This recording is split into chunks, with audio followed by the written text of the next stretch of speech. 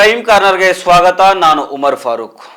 ತನ್ನ ಹೆಂಡತಿ ಜೊತೆಗೆ ಅನೈತಿಕ ಸಂಬಂಧ ಇಟ್ಕೊಂಡಿದ್ದ ಸ್ವಂತ ತಮ್ಮನನ್ನೇ ಅಣ್ಣ ಕೊಲೆ ಮಾಡಿರುವಂತಹ ಘಟನೆ ಶಿವಮೊಗ್ಗದ ಸೊರಬದಲ್ಲಿ ನಡೆದಿದೆ. ಮೊದಲು ಇದು ಕೊಲೆ ಅನ್ನೋದು ಬೆಳಕಿಗೆ ಬಂದಿರಲಿಲ್ಲ. ಪೊಲೀಸರು ಮಿಸ್ಸಿಂಗ್ ಕೇಸನ್ನು ಬೆನ್ನತ್ತಿದಾಗ ಈ ಪ್ರಕರಣಕ್ಕೆ ಟ್ವಿಸ್ಟ್ ಸಿಗುತ್ತೆ. ತನ್ನ ತಮ್ಮನ ಡೆಡ್ ಬಾಡಿಯನ್ನು ತೋಟದಲ್ಲಿ ಅಣ್ಣನೇ ಊತಿಟ್ಟಿದ್ದಾನೆ ಅನ್ನೋ ವಿಚಾರ ಗೊತ್ತಾಗುತ್ತೆ. ಮಾಹಿತಿ ಸಿಕ್ಕ ಮೇಲೆ ಗುಂಡಿ ತೆಗೆದು ಪರಿಶೀಲನೆ ಮಾಡಿದಾಗ ನಾಪತ್ತೆಯಾಗಿದ್ದ ವ್ಯಕ್ತಿಯ ಡೆಡ್ ಬಾಡಿ ಪತ್ತೆಯಾಗಿದೆ. ಈ ಸ್ಟೋರಿ ಬಗ್ಗೆ ಡೀಟೇಲ್ ಆಗಿ ನೋಡೋಣ. ಆದರೆ ಅದಕ್ಕೂ ಮೊದಲು ನೀವಿನ್ನೂ ನಮ್ಮ ಚಾನಲನ್ನು ಸಬ್ಸ್ಕ್ರೈಬ್ ಮಾಡಿಲ್ಲ ಅಂದರೆ ದಯವಿಟ್ಟು ಸಬ್ಸ್ಕ್ರೈಬ್ ಮಾಡಿಕೊಳ್ಳಿ. ಹಾಗೆ ಈ ವಿಡಿಯೋವನ್ನು ಕೊನೆ ತನಕ ಮಿಸ್ ಮಾಡದೆ ನೋಡಿ.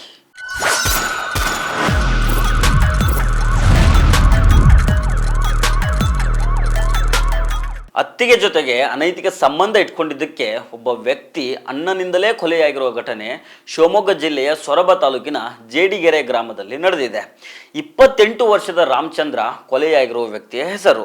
ಈತನ ಅಣ್ಣ ಮಾಲ್ತೇಶು ಈಗ ಕೊಲೆ ಆರೋಪಿ. ಮಿಸ್ಸಿಂಗ್ ಕೇಸ್ ಬೆನ್ನತ್ತಿ ತನಿಖೆ ನಡೆಸಿದ ಪೊಲೀಸರು ತಮ್ಮನನ್ನು ಕೊಂದು ಅಮಾಯಕನಂತೆ ನಾಟಕ ಮಾಡ್ತಾ ಇದ್ದ ಅಣ್ಣನ ಕಳ್ಳಾಟವನ್ನು ಕುಟುಂಬದ ಮುಂದೆ ಬಹಿರಂಗ ಮಾಡಿದ್ದಾರೆ. 1.5 ತಿಂಗಳ ಹಿಂದೆ ನಾಪತ್ತೆಯಾಗಿದ್ದ ರಾಮಚಂದ್ರನ ಬಗ್ಗೆ ಸೊರಬ ಪೊಲೀಸ್ ಸ್ಟೇಷನ್ನಲ್ಲಿ ಮಿಸ್ಸಿಂಗ್ ಕಂಪ್ಲೇಂಟ್ ದಾಖಲಾಗಿರುತ್ತೆ. ಈ ಸಂಬಂಧ ಪೊಲೀಸರು ತನಿಖೆಗೆ ಮುಂದಾದಾಗ ಕೇಸ್ಗೆ ಬಿಗ್ ಟ್ವಿಸ್ಟ್ ಸಿಕ್ಕಿದೆ. ತನ್ನ ಹೆಂಡತಿ ಜೊತೆಗೆ ಅನೈತಿಕ ಸಂಬಂಧ ಇಟ್ಕೊಂಡಿದ್ದ ಕಾರಣ ತಮ್ಮನಾದ ರಾಮಚಂದ್ರನನ್ನು ಅಣ್ಣ ಮಾಲ್ತೇಶ್ ಕೊಲೆ ಮಾಡ್ತಾನೆ.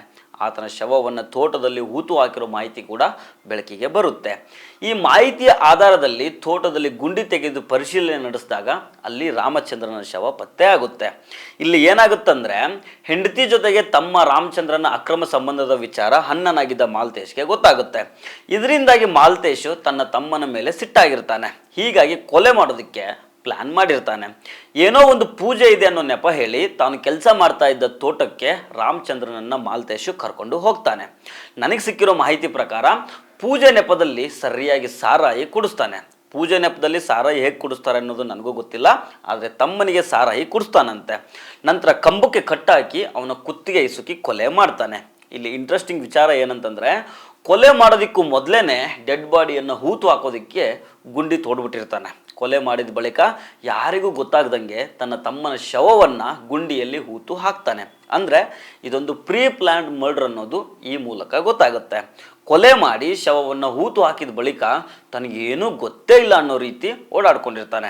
ರಾಮಚಂದ್ರ ತುಂಬ ದಿನಗಳಿಂದ ಕಾಣ್ತಾ ಇರೋದಿಲ್ಲ. ಮನೆಯವರೆಲ್ಲ ಗಾಬರಿ ಆಗಿರ್ತಾರೆ. ಸೊರಬ ಸ್ಟೇಷನ್ನಲ್ಲಿ ಮಿಸ್ಸಿಂಗ್ ಕಂಪ್ಲೇಂಟ್ ಕೂಡ ದಾಖಲಾಗಿರುತ್ತೆ. ಆದ್ರೂ ಇವನು ಅಮಾಯಕ ಅನ್ನೋ ರೀತಿ ಓಡಾಡ್ಕೊಂಡಿರ್ತಾನೆ. ಆದರೆ ಮೊಬೈಲ್ ಟವರ್ ಲೊಕೇಶನ್ ಆಧಾರದಲ್ಲಿ ಪೊಲೀಸರು ತನಿಖೆಯನ್ನು ನಡೆಸಿದಾಗ ಕೊಲೆ ವಿಚಾರ ಬಯಲಿಗೆ ಬಂದಿದೆ. ನೋಡಿ, ನಮ್ಮ ಸಮಾಜದಲ್ಲಿ ಅತ್ತಿಗೆ ಅನ್ನೋ ಸಂಬಂಧಕ್ಕೆ ತುಂಬ ದೊಡ್ಡ ಪ್ರಾಮುಖ್ಯತೆ ಇದೆ. ಅತ್ತಿಗೆ ಅಂದರೆ ತಾಯಿ ಸಮಾನ ಅಂತ ನೋಡೋರು ಕೂಡ ಇದ್ದಾರೆ.